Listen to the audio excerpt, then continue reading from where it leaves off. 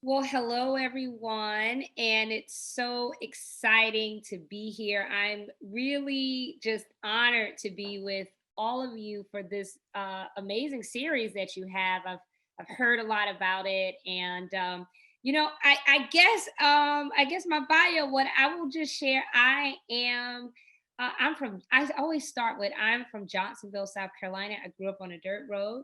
I'm the founder and CEO of Full Circle Strategies, which is a social impact and political consulting firm focused on creating transformative impact for our clients, which is a wide array of organizations, institutions, and companies focused on having transformative relationships and engagement with the goal of creating real impact, not only in the communities in which we serve, but in the world. And I'm deeply committed to ensuring that we win with Black women, ensuring that we have measurable impact in our communities, and that we always speak truth to power. Thank you for that brief introduction. We are going to have Perrin Kaba begin the interview. Perrin is a current graduate student at the University of Maryland School of Public Policy. And without further ado, I will turn it over to Perrin. Thank you so much, Aisha. Good afternoon, good morning, everybody, depending where you are. Thank you so much for joining us today. Thank you, Jotaka, for taking the time to chat with us and tell us all about your experiences. Just a reminder, this webinar is recorded and a version will be available later. And we would also love to hear from our guests. Thank you for dropping in, and feel free to add any questions or comments in the chat and we will be getting to them later. Jotaka, thank you so much once again. And I would like to kick off my first question. As you know, Women's History Month is coming to an end.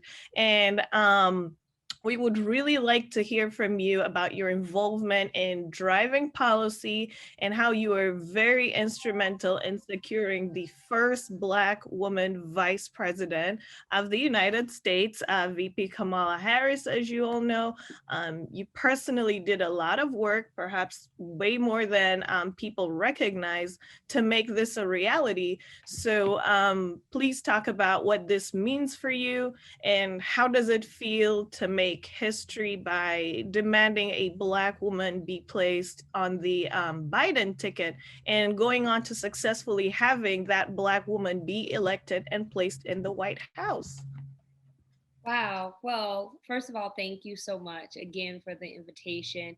You know, I view my work in this election as a small part of a long legacy of Black women and Black people who have demanded our rightful place, not only in politics, but in power.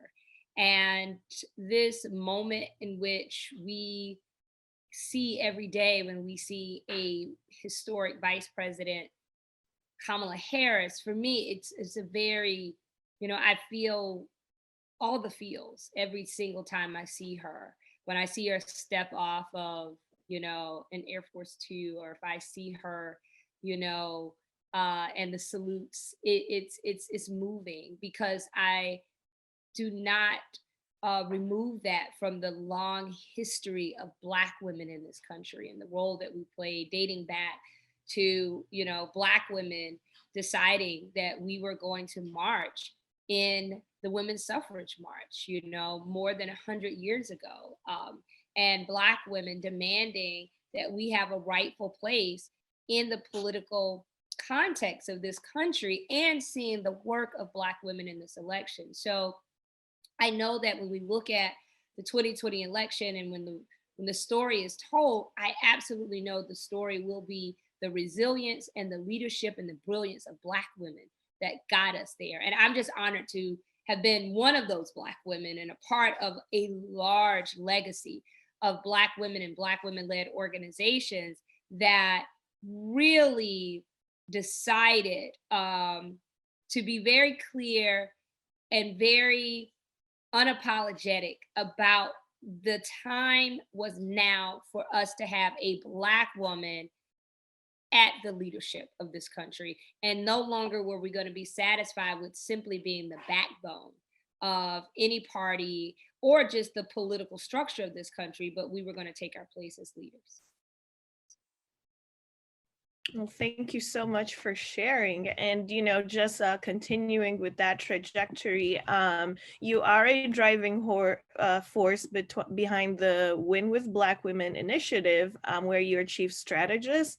And could you tell us about how that movement was birthed and what its objectives are? And are you looking to drive change in some of the policy areas that have been particularly pronounced, especially in the recent elections? For instance, voter disenfranchisement. At least 165 bills have been introduced across the United States that would advance voter suppression, particularly of people of color. Is this one of the focus areas for Win with Black Women? In addition, of course, to increasing the representation of Black women in politics? Yeah, so I want to break all of those out. So first I'll start with Win with Black Women. So Win with Black Women, we are a network of Black women leaders from across the country. And Win with Black Women is composed of Black women that are leading in every aspect of our country. They're Black women in Silicon Valley, in tech, Black women in corporate America, Black women in the movement, Black women in faith, Black women in education, Black women in politics, across the board. Anywhere there is leadership, there are Black women. And so this network is composed of women that represent all of those areas. We organize in our own personal capacities. We are not an organization, we're a network, and we come together around three aligned purposes. Number one, which I'll talk a bit more about how we started, which is to do everything we can to eliminate racism and sexism from the narrative. And we know that racism and sexism, we continue to see it. This is how we got started, and I'll talk a bit more about that. But that's the work that we launched with back in August. We saw what was happening to all the Black women who were being named for potentially to be on the vice presidential ticket, but we saw these sexist and racist attacks that they were being subject to that no other candidate, primarily the white women, because it was only women that were being discussed, and no other male in years prior had ever been subject to this type of scrutiny. And it was all racism and sexism. This idea that Kamala Harris was too ambitious, or Stacey Abrams was too aggressive and too hungry, or that a Karen Bass was the anti-Kamala Harris. Like, these were the type of rhetoric. And what we knew is that if we did not speak out, if we did not say not on our watch, then it would have created a slippery slope that I believe would have set us back 10 to 15 to 20 years. And so we had to speak out. And so that was really how we got started. The second area of alignment for us is doing everything that we can in our personal capacities to elect Black women into office. We know that Black women, we vote at the highest rate of any demographic in this country. But it is also important for us to be on the ballot. In addition to moving the ballot, it's important for us to be on the ballot. And so we come together in our personal capacities to lend fundraising, strategy, everything that we can to leverage to help Black women get into office. And a lot of that is also supporting the work of Black women-led organizations that focus on this work 100% of the time, groups like Higher Heights and other groups like the Collective PAC and other groups. But we did that work in 2020 where we knew that we had an opportunity to move a then candidate for Vice President Kamala Harris to Vice President of the United States. But additionally, that we also saw a historic number of Black women up and down the ballot, running for Congress, Black women running for city councils, Black women running for mayor, Black women running for state legislature. And so we do that work to make sure that Black women are not only connected, but that we are aware of Black women that are running and winning. And if we choose, to ensure that we're supporting her. And the third and final area is really working together to uplift the collective power and agenda of Black women. And that is an agenda. We know that a Black woman's agenda is an agenda that it helps all of our communities. It is an agenda that helps all of America.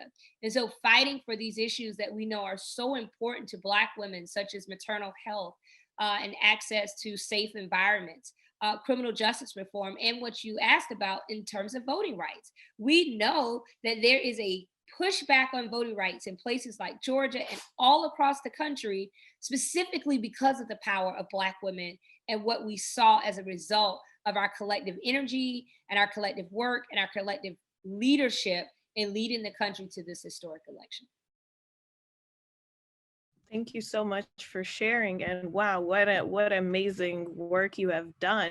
Would you be able to talk about what you did with Stacey Abrams, the great Stacey Abrams, in terms of, you know, mobilizing the vote out in Georgia? Yes, so Stacey is a longtime friend. I've known and worked with Stacey for, you know, more than 15 years. And I always, every opportunity I always remind people that Stacey did not just arrive on the scene in 2018. Stacey has been actually doing the work like so many Black women across the country. And I think we hear a lot about Stacey. There's so many Stacey Abrams in various states. There's Stacey Abrams in multiple states across the country. And Stacey had been doing that work. And back in 2010, 2011, we saw what a lot of people will say is a resurgence of an attack on voting rights. And so I think it's important that history right now is repeating itself. That in 2010, 2011, there were more than 200 pieces of legislation filed across the country that instituted photo ID, cuts to early voting, cuts to Sunday voting, cuts to same-day voter registration, cuts to the ability for third parties to register people to vote. All of that, we saw an aggressive attack on voting rights. And people like Stacey Abrams was right there when she was actually in the state legislature in Georgia at the time, that was really working to fight back against that. And during the time I was at the NAACP, we really mounted a lot of work to push back. And we said very clearly that the impact of these photo ID and these attacks on voting rights, we will see the results of that years later. And we saw that in 2016 and 2018, and we saw the remnants of that in 2020 even. I think a lot of people, we get excited when we see these long lines of people at the polls, but you know, I often remind people that's voter enthusiasm in spite of voter suppression. There's no reason why anytime in America there should be a line for 7 hours for anybody to vote in this country. And we have to do something about that. There is no reason why in this country that anyone should have a hard time registering to vote, or that they lose their voter registration or they get purged from the rolls. And so we make it very difficult to vote in this country. And we make it difficult because we know that voting is the power for which we advocate on every single issue that we care about. And so when we look at Georgia, and we look at the work of people like Stacey Abrams and LaTosha Brown and Helen Butler and Felicia Davis and Deborah Scott and so many Black women that mobilize a state that people have written off. Georgia has never been on the political map for anyone. It was the Black women in Georgia who said, we're here. And even despite not getting the resources that they absolutely deserve, nevertheless, they persist. And they showed us what was possible when you invest in community, when you invest long term. And that is, I believe, the model that we're going to have to take, and we're going to have to move to fundamentally shift power in this nation and recenter power to those who we know that are going to advocate and be in office and put into policy those issues that mostly impact our communities in a positive way. And just keeping in line with, you know, the absolute power of the Black women vote and Black women in politics, do you think there's a kind of sentiment in America that the Democratic Party takes, the work of Black women for granted, quote unquote, they made good with VP Kamala? Being in the policy world and having worked so tirelessly to put Kamala in office, what is your take on this sentiment right now? I think it's mixed. I believe that there is indeed a reckoning in this country. I think people are taking notice to the power of Black women. You cannot deny that this election in 2020 was carried over the finish line on the backs of Black women. The numbers and the data absolutely show that it was Black women that not only in our votes, not only in the margin, but also in what we did to bring others to the poll. Because Black women brought, when a Black woman votes, she generally brings on average 4 to 5 people to the poll with her. So she brings her son, she brings her children, she brings her partner, she brings her family, she brings her community. So there's an absolute power. I think there is also, and while we are excited to have a vice president in Kamala Harris, there's still a lot more work to be done. There is no Black woman governor. Right now, there's not a Black woman in the United States Senate. We have a historic number of Black women in Congress, but it's still not enough. There are a growing number of Black women that are mayors of major cities. There's still room for more. So I think there is room for an increase and expansion of Black women in leadership, because as we said, in 2020, and as we said, actually, even before 2020, this didn't just start in 2020, is that we have to take our rightful place, that we're not just going to do all the work and not be in leadership. If we can actually win these elections, we can also lead and govern in America. And I think we're seeing that in the evidence of the leadership of Vice President Kamala Harris. I mean, she is the second most powerful person in the entire world. Not woman, not Black woman. She is the second most powerful human in this world. And I think that it is a powerful statement. And I think it cuts across not just politics. I think it's important for us to have a conversation about Black women's leadership, not only in the political context, but in the context of all facets of American life, whether it's in corporate America, whether it's in tech and Silicon Valley, whether it's in education and academia. It is time for us to have a realization for the need and imperative for Black women's leadership, because we know when Black women enter, we lift everyone. But often when others at the table, are they really thinking about us? And I think that's a very important question that Black women often ask. And unfortunately, the answer is we are often left off of the table. And the old saying is, if you're not at the table, sometimes you're on the menu.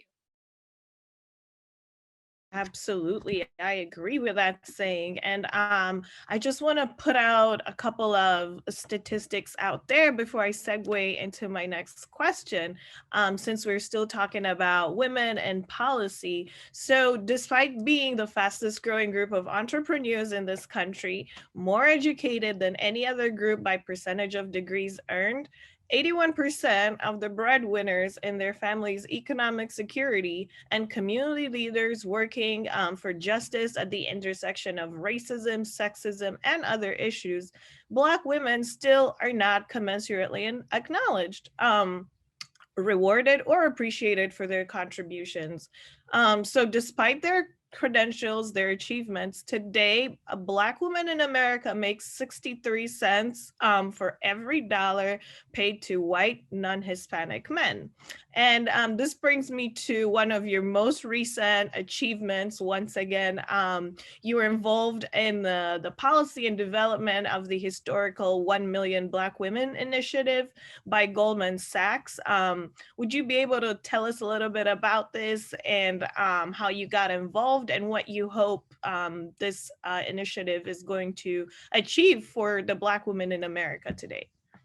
Thank you. Yes, just recently, Goldman Sachs and the leadership of really Black women inside of Goldman Sachs that envisioned this initiative, which is called 1 Million Black Women, which is an initiative that is going to invest $10 billion in investments to impact and enhance the life of Black women. And it's an exciting initiative. It's historic. There's never been an investment of this size and never been an investment focused on Black women. And so I really commend the leadership of Goldman Sachs, the president and chairman and CEO of Goldman Sachs, David Solomon, the leadership within Goldman Sachs of Black women such as Asahi Pompey and Margaret Anandu and Joyce Brayboy and others, other leaders who have been champions and allies of this work, such as Dina Powell, for just their vision of saying that we're going to invest in what we know is a smart investment. I think the reality here, and this is what Goldman has said, is that, you know, statistically and research shows that when you invest and it enhance the life of a Black woman, it has a positive impact on America. It is a win-win to invest in a winning strategy. As you outline those statistics, we're the highest, most educated demographic in the country. 81% of Black women are leading in their households. Black women, we develop businesses at one of the fastest rates in the country. We have very successful businesses. We have $1.3 trillion in buying power, but yet we have far too little seats in political representation. We receive less than 0.1% of venture capital funding, less than 1% of small business lending. And the list goes on and on. There's only 2 Black women that are leading a Fortune 100 or Fortune 500 company in this country. And so there's a lot of work to be done. And we also look at the statistics and the barriers that Black women are faced with in terms of maternal health, in addition to access to capital, but thinking about maternal health, access to education, access to housing and childcare. There's so many barriers. And so I believe this is historic investment that Goldman Sachs is leading on. I think it not only sends a signal to the rest of the financial industry that investing and leading with Black women and a measure of success of asking, does this impact a Black woman, is the right thing to do. And I think that over the next 10 years, which this investment, this $10 billion would be invested, I think we're going to see not only a measurable change and powerful outcomes in communities across the nation, but I think we're also going to see the power of Black women as a result of this increase, in terms of Black women that are part of the community development, a part of these investments. And so it's historic, and it's an honor to work and support the team at Goldman as they are developing this. And I know right now the next phase of this is to do a lot of listening and to listen to Black women. And I think that's also important to note and quite historic that Goldman chose very intentionally to announce this $10 billion to make this investment real, but then to say, we're going to listen to Black women and we're going to ensure that what Black women are saying will drive and inform our investment strategy. Thank you so much for sharing. And wow, what amazing work, you know, at advancing the Black woman today in America.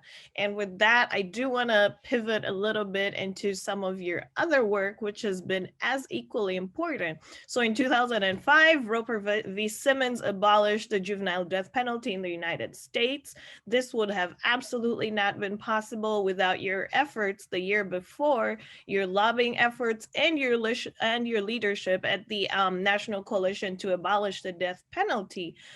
Could you share with us what it was like driving such historic change?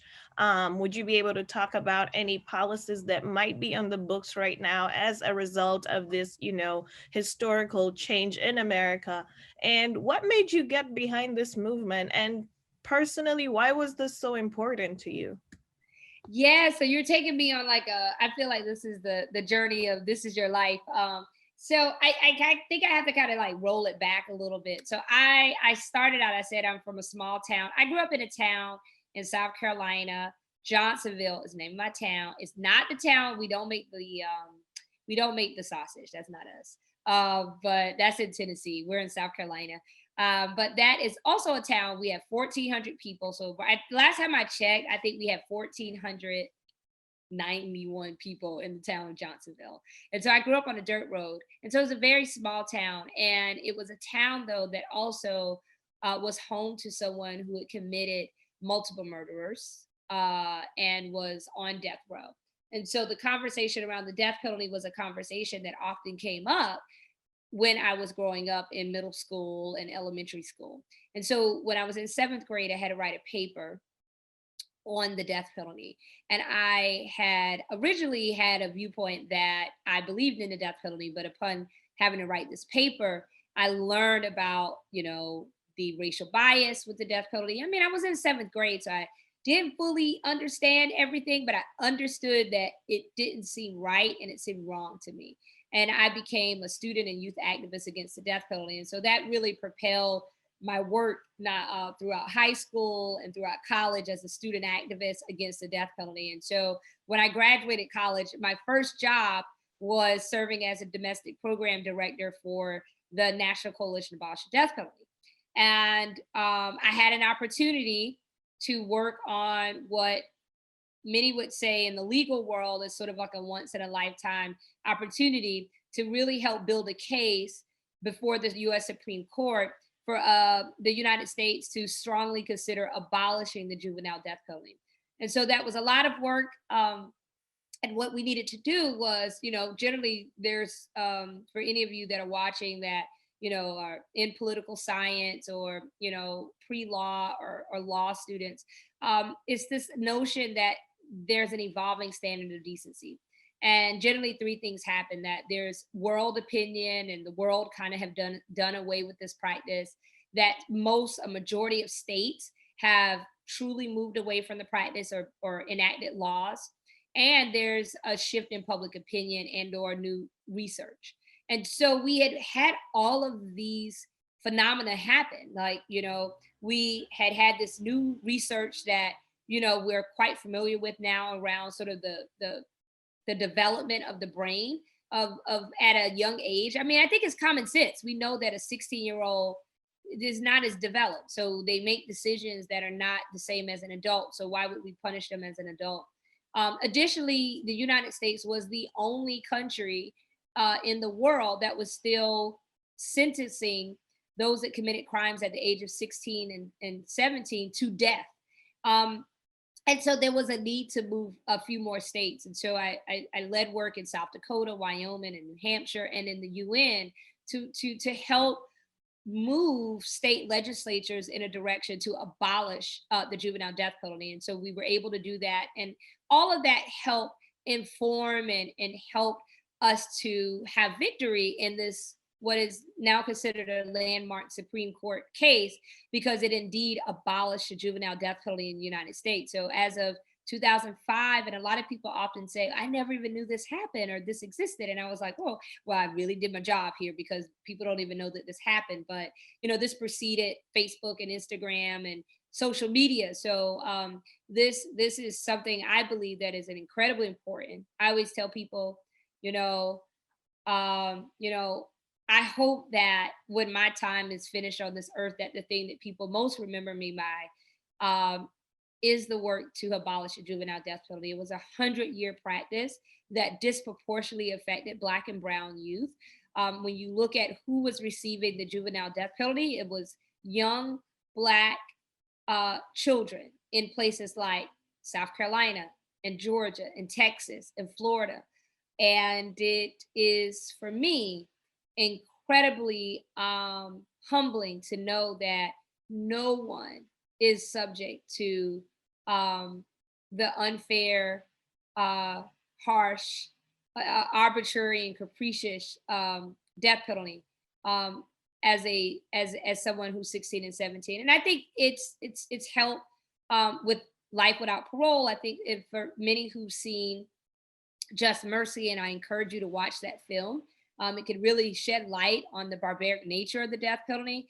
And I'm honored that I'm speaking in a state that has abolished the death penalty. The state of Maryland abolished the death penalty, and it was glad to be a part of those efforts, to support those efforts. And I think we're beginning to see a real change in this country as it relates to criminal justice reform, and particularly the death penalty in places like Virginia, that I can tell you I never thought in I don't know how many years that I would ever see the state of Virginia abolish the death penalty. And so I think there's still more work to be done. And I'm just incredibly honored and proud to have been a part of the work to abolish the juvenile death penalty. Thank you so much. And, just talking about death penalty, today, unfortunately, in America, Black people make up at least 42% of death row inmates and 35% of those who are executed. Yet, in comparison, they're only 12% of the entire US population. And you've talked about some of the progressive steps that are being taken with states abolishing the death penalty. However, what do you think is the way forward? What needs to be done to have the death penalty abolished in the United States? Because that is a hot topic right now, and we are still, the country still conducts, we recently, before the last administration left the office, another execution was carried out. And I just want to know what you think is the way forward in terms of abolishing the death penalty in the United States, given your work with the juvenile death penalty. I think it first starts with understanding and education. I think there's a lot of misconceptions. And I think also we often will point to, what people will say is some very important and something that we should never take lightly. These extreme cases of just sheer violence that happens in our nation. And people will say, well, we need the death penalty for people like that. The vast reality is, and we see it with the administration of justice. I mean, I think we see it when these memes of, when there's who's been unarmed and murdered and who has been armed with a AK, 47 or AK-15, assault rifle, and, peacefully handcuffed and escorted into a police car. That the system of justice is not balanced. And it is, as long as it's not balanced, we should never have the penalty of death. 1 in 9 people sentenced to death row are released because they're innocent. And a large majority of them often are people who are Black and brown in this country. We also know that there is an imbalance in who decides. When we look at the fact that for a long time in this country, 98% of district attorneys in this country, those are the people who make the decision to seek death, are white in this country. And so when we look at how justice is administered and we look at a system like the death penalty, I think it's important for us to step back and understand what's really happening and not the sound bites. And so education is going to be important. And I think it's also going to be important for us to just organize in communities. I think we're seeing a massive shift. I think when we saw Virginia, we saw New York, we saw New Mexico, we saw Maryland, we saw Connecticut. All of these states have abolished the death penalty in the last, 7 to 8 years. And I think we're going to continue to see more and more. And I think very similar to the arguments made before the Supreme Court on the juvenile death penalty, I think we will see very similar arguments before the Supreme Court on the death penalty in itself. And this notion of an evolving standard of decency and moving away from the use of the death penalty in America. And that's sincerely my hope. I think that is a hope that many of us hold dear to our hearts. I just want to quickly move into your time in Silicon Valley. And of course, you moved to Silicon Valley at a time when it was predominantly white and male. Having come from a background that included positions at, you know, the NAACP, you know, more of like Washington experience, how did you fit in, not only from a skill set perspective, but as well as your advocacy background? And how did you come to be nicknamed the Olivia Pope of Silicon Valley? Well, you know, I like to call my life and sort of my career the windy path forward. Because you know I've been at the intersection of advocacy and justice. So you know, like I kind of came out of South Carolina, you know, girl from dirt road, you know, on fire. I was, you know, activist against the death penalty, and that led me to do work against the death penalty. And ironically, I met Ben Jealous, the president of NAACP, and Steve Hawkins, who was leading the work against the death penalty when I was 16 as a student activist. And so my life has been, you know, much full circle. That's why I named my company and firm Full Circle. But you know, I like to think of the work as been building upon each other. And so when I, when we won this big victory to abolish the juvenile death penalty, I said, you know, I want to take the skill set that we use to abolish the death penalty and just sort of expand it to more being, you know, strategy around other movements. And so that took me to the NAACP, where I worked on voting rights and policy and criminal justice reform. But then I got this call to take this skill set into tech. And I will be honest, I was like, that's not for me. I don't know how to code. This is not my world. It was so foreign to me. Like I can tell you, I couldn't have told you what Silicon Valley was in 2005. I didn't know it exists. That's my truth. But when I first received, you know, the outreach, there was really a movement of investors and leaders in tech to move into tech people who have not only a lived experience and understanding of community and advocacy and policy, but also people who had, you know, the skill set and the leadership to actually bring something new to the table in tech, but also be a representation of the diversity that tech needed. And I didn't see a reflection of myself. So I really was nervous. I dealt with imposter syndrome. I was like, it's not for me. Despite having, you know, lobbied in the UN, you know, was advising the NAACP, helped won a Supreme Court case, I just didn't see myself. And so I was reluctant.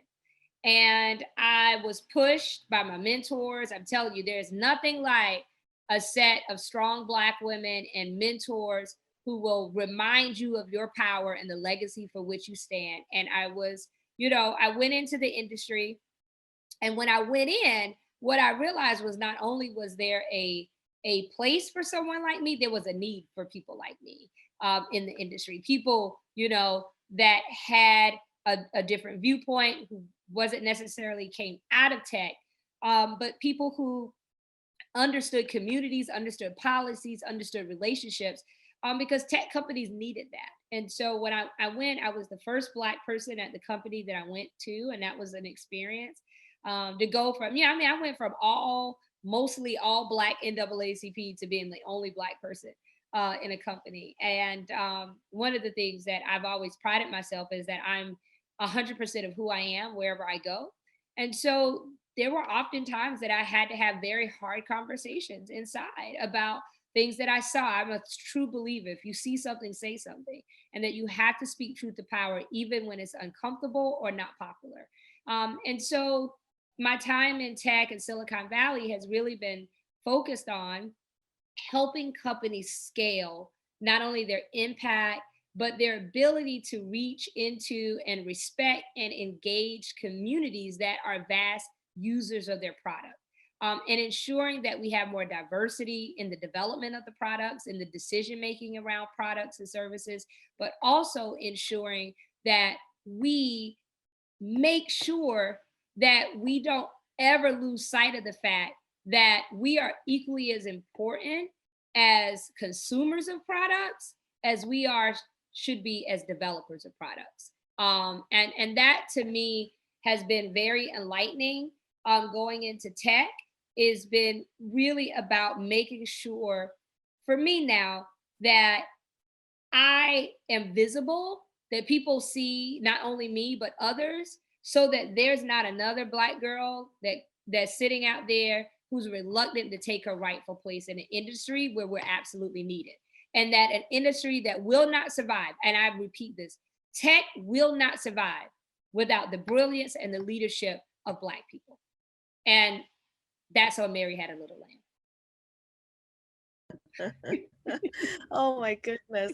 I am I am so happy that you brought up a really good point that brings me to my next question for you. You mentioned we need to be as much producers as we are consumers of tech. So it's been observed that we are now moving into an era where racism is being coded into technology, with phrases such as the new Jim Code, which was coined by Ruha Benjamin, professor and scholar.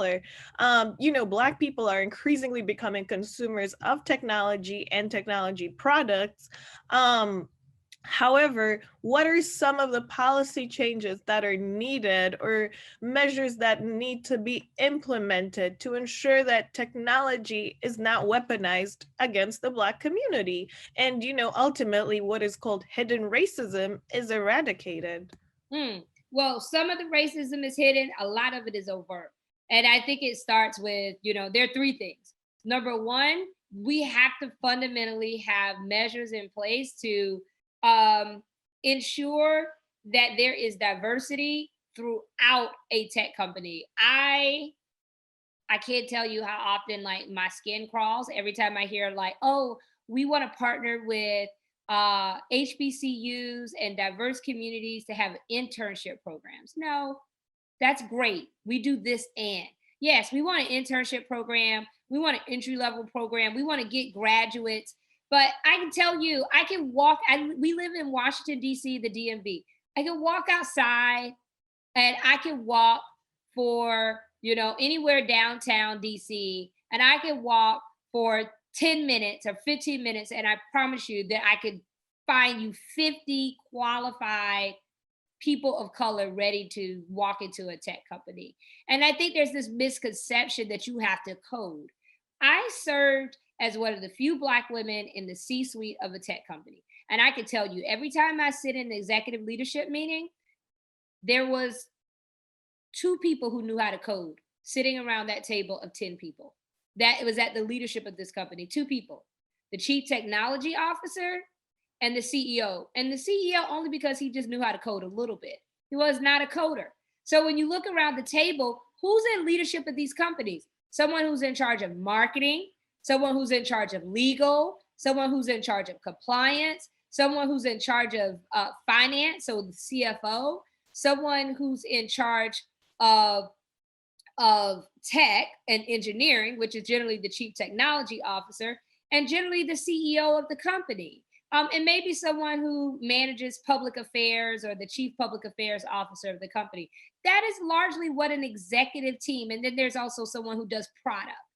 Though most of those positions are positions that you do not need a STEM or a technical degree in order to hold.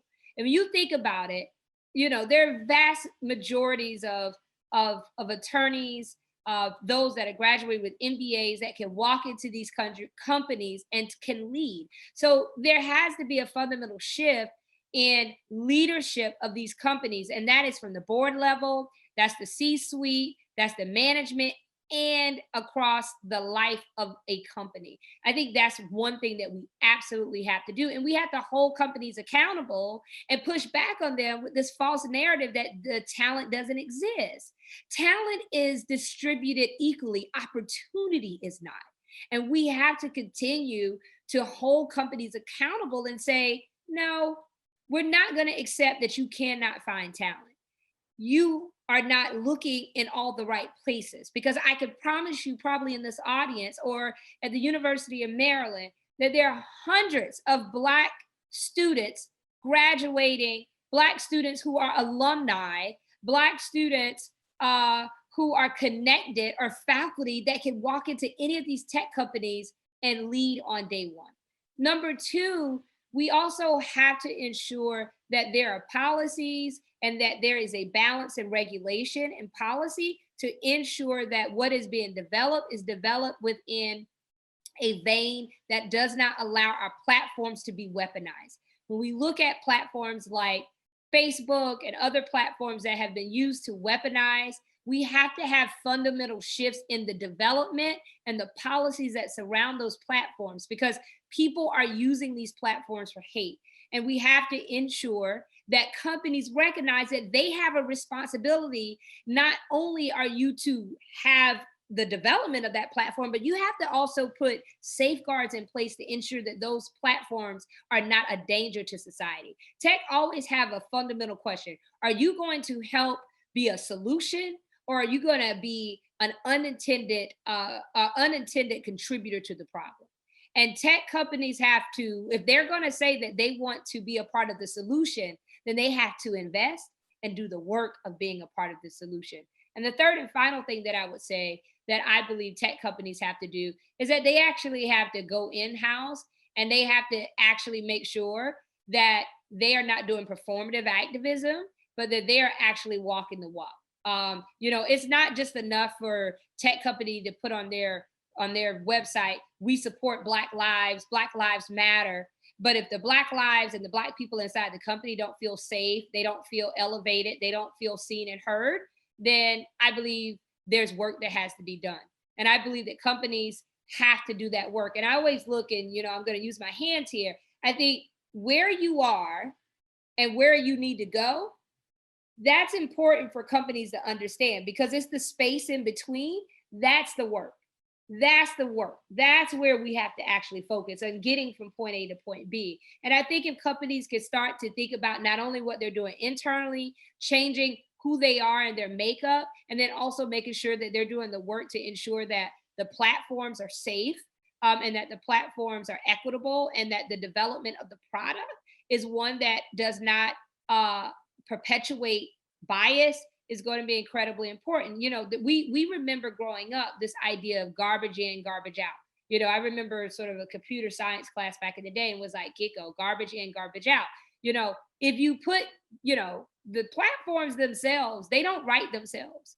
A human writes those. And if that human is not aware, that human doesn't have lived experience, if that human doesn't ask the right questions, then inevitably what is put out is going to be dangerous and or biased. And so the best way to work against that is in ensuring that those humans and those that are developing that product are informed by the lived experience of the vast diversity of the world in which we live. Very powerful words. Thank you so much for sharing. And you did mention that there needs to be more representation in tech, from qualified Black people. And I just wanted to ask, especially given your experience being a handful of Black female, C-suite executives, what advice would you have for anybody who's currently a policy student, or, folks who are already seasoned policy employees who would like to get into technology policy, especially in areas that are crucial to the advancement of the Black community, and how there's an intersection of like technology and the Black community? I would say the first piece of advice is get out of your own way and know that there's a place for you in the tech industry. That tech is, I think I like to, compare it to, when we watch The Wiz, and there's, everybody saw the wizard and it's like this thing. And then you kind of look behind, it's like, oh, this is what it is. I think we have to understand that tech is a lot like that. It is a powerful industry. It is the future. And we look at the future of work, the future of jobs, that we have to not only prepare ourselves, we have to take our place in these industries. And I think it's also, we shouldn't be afraid to gain extra skill set. I do think it's important for us when and where we can to grab that extra skill set, but know that there's a place for many of us, particularly in policy. The policy and the regulatory engagement for which these companies have to engage in, they have to have policy experts. They have to have people who could actually review compliance with laws. And so it's so important for us to recognize that we belong there, we're needed there. It's an imperative for us to be there. I majored in political science, but I ended up, after having worked on voting rights and after having did a lot of work on criminal justice reform and abolishing the death penalty, found myself as a C-suite executive at a tech company. And what I had to offer was a lived experience, having organizing communities, understanding how products should be developed, how we should market products. We all have that grit and we have that good sense. And most of the people who've been successful in tech, they started these companies in their basements, in their college dorms. So why do we have to make ourselves feel like we have to be 1,000% perfect before we try to get a job in the tech? And that's a big misconception. We are taught, you got to be overqualified before you apply. Often white men, they have 80% of what they need and they apply and they walk in and they're like, nailed it. And they figure it out. And a lot of tech is figuring out failure is actually something that is celebrated in tech. And it's about what did you learn? How do you build upon that and how do you iterate? And so I think we just have to get out of our own way and step into our rightful place. And so, I think they're brilliant minds. And I see my dear friend, Dr. Blessing on here and in the audience, they're brilliant minds like Dr. Blessing, who has insights, research. There's just so many facets of a tech company in which we have a place and an opportunity to contribute. Thank you so much. And, on that note, I only have one question for you, and that is, what are some words of wisdom or, a charge that you would give us to create and develop sound policy, as a policy school, as policy students, as policy professionals? How can we create and develop sound policy as we prepare to enter the workforce or as we progress through our careers? And after that, I would also like to know what is next for you, what can we expect to see, and how can we get involved in, some of these initiatives going forward? Well, I think that policy, and particularly policy at the intersection of politics, policy at the intersection of criminal justice reform, and policy at the intersection of technology is so incredibly important. And you all sit in a very important place because you will either be researching and creating the academic imperative for such policy, or you will be writing that policy, or you will be helping implement that policy. I'll never forget, I'm a non-lawyer wannabe lawyer. And so I've always wanted to go to law school, and that was my plan. And I just kind of started doing the work. And I'll never forget having a conversation with Professor Charles Ochiltree when he invited me to go to Harvard Law School to do a symposium. And I was like, well, Professor Ochiltree, I'm not a lawyer, so I don't think it's appropriate.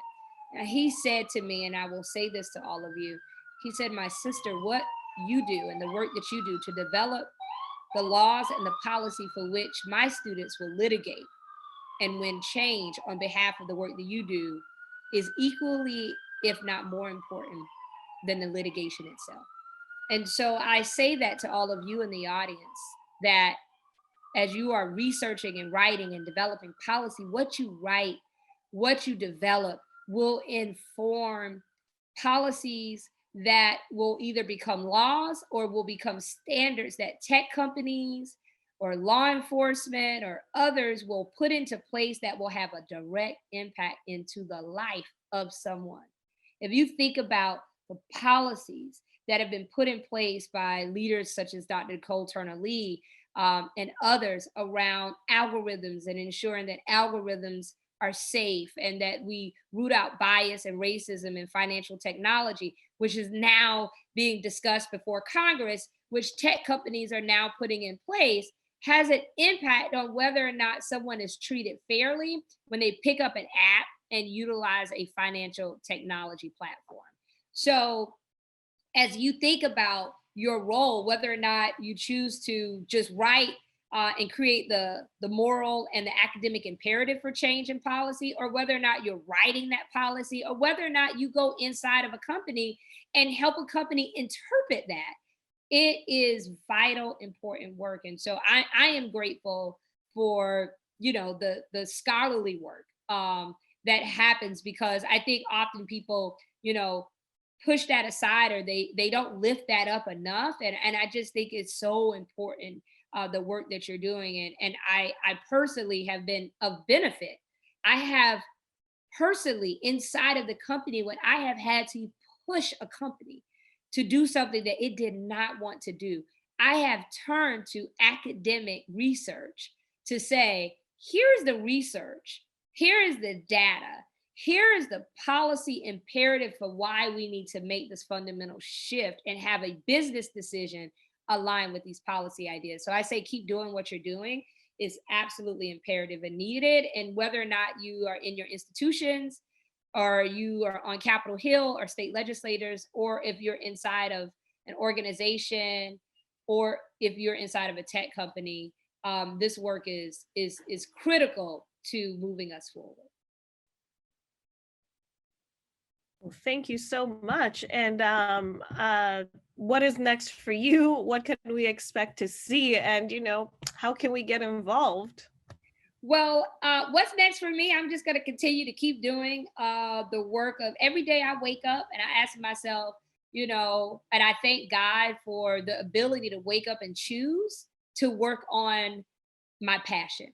I am incredibly grateful, because I've not always been able to wake up and feel that way. And so I wake up every day, and I'm just grateful that I get to work to move the needle. I always go back to where I started, and I grew up on that dirt road. And the first opportunity that I had to go to a national conference at the age of 16, I did not have, my parents didn't have the $3,000 to send me. And it was the people in my community, largely Black women. They made cakes, and they had bake sales, and they sold dinners, and they raised money, very little money that they had, to send me to some place that they knew that either they had never been or they may never go. And so for me, I view them as the first investment in my life. And so every day I try to honor that investment, and I try to work to ensure that those that are pushed to the margins are put back to the center, whether or not it's trying to ensure that we have expansion of voting rights, or whether or not we're having criminal justice policies that are fair, or that we're creating equity in tech. The line that moves across my life is whether or not we have measurable impact. Are we taking people pushing the margins and put them to the center? And so what's next for me is to continue to do that work, to continue to uplift Black women as a part of that work, and to continue to help create change. And so you can follow me at Jotaka Eaddy. I'm on social media. You can get involved with Win with Black Women. If you're a Black woman and interested in getting engaged, you can follow us on Facebook. We have a Facebook group, Win with Black Women, hashtag Win with Black Women. And of course, my firm, the Full Circle Strategy, and you can find us online, is always available to consult and or provide advice to any entity seeking to create impact. Oh, thank you so much. I am so honored to have been given the opportunity to interview you. I am in awe of all your accomplishments and all that you continue to do. With that, I would like to close by saying, if you are in the audience and you do have questions, please raise your hand briefly. We have a couple of seconds, or actually minutes, sorry, not seconds, for questions. I do have one question in the chat. Perhaps if anybody else has something to ask, please raise your hand and, you'll be given the mic. And then I'll quickly get to a question from Elizabeth Heinzen, who is inquiring, because of your background in technology, would you be able to speak to the iniquity in facial recognition algorithms, especially for Black females between 18 and 30? Do you think this can be fixed as technology develops, or should we just not use it at all because of the fear that it can be misused by law enforcement and so on and so forth? Well, I will, that's a very good question. Thank you for that question, Elizabeth. So I want to break that up in a bit. So my personal opinion is I don't think that facial recognition or our data and information should be shared and or sold to law enforcement. I think that there is a space and place for engagement with law enforcement, but not in the ways that it has been used and weaponized against Black people, and particularly people of color.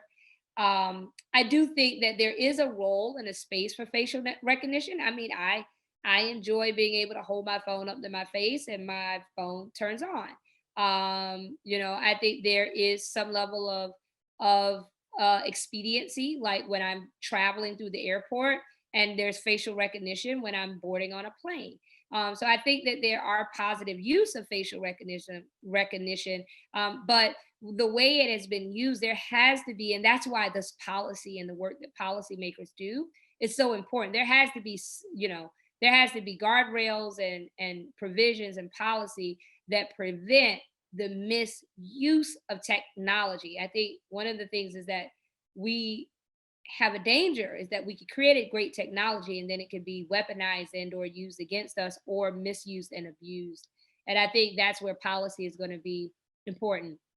To the first part of your question, it's absolutely fixable. And I think it goes back to this notion of garbage in, garbage out.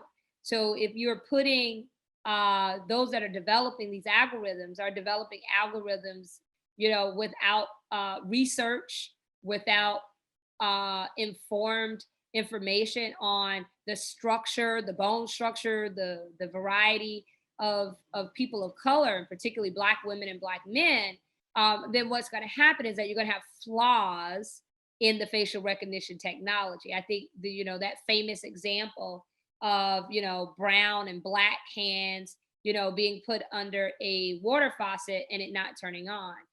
So imagine, with facial recognition, and then couple that with the misuse of facial recognition with law enforcement, that's a recipe for disaster. So I think that it's incredibly important for us to really double down on that. Dr. Nicole Turner-Lee leads a lot of great work on this question at the Brookings Institute, and I would encourage any and all of you to, look at some of her writing and researching this area.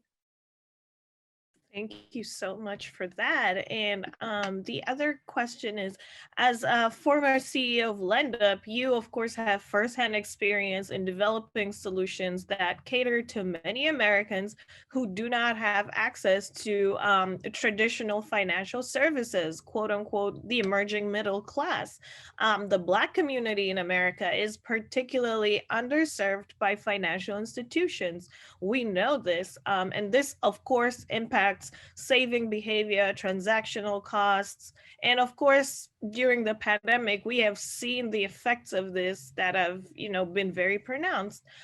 Do you see policy progressing towards closing this gap in access to financial services, and what is the way forward? Well, I could spend a whole hour talking about this, but I'll be very brief. We know that 56% of Americans in this country have a subpar, or what is called a subprime credit score. And as a result, we know that if your credit score in America is below below that 650 range, on average, you will spend more than $200,000 in additional fees and fines over your lifetime. And so it's an imperative. And as a result, people don't have access to loans. We also know that, a vast majority of Americans, upward to 60%, deal with income volatility, and that sort of, shifts in your income. So if you put together, already a whole group of Americans who don't have access to credit, in addition to those that have income volatility, there's a real crisis in the country. And COVID has exacerbated that. And so there's and then couple that with the fact that banks have left our communities, and don't service us in the way that we need to service. And so I think that financial technology companies like Lindup, financial technology companies like Revolut and others have an opportunity to fill a void. But I think it's important that as they do that, they do it in a way that is fair, that is in a way that provides quality, safe alternatives to what has traditionally been where most people go, which are payday lenders and essentially loan sharks in our communities. And so I think we will continue to see an increase in financial platforms. You know, more than 90% of Americans have used their cell phone for a financial transaction. And so we've seen the rise of and the ease for movement of money. We've seen the ability now to access a loan on your phone. And so it's going to be important for us to make sure that even with these technologies, that there are policies in place that safeguard the consumer, particularly because we're seeing largely because consumers don't have access to capital at banks, that they are looking at these online platforms. And so I do think there's going to be a growth, but there is an imperative to ensure that there is safe policies to ensure consumer protections in the expansion of such products.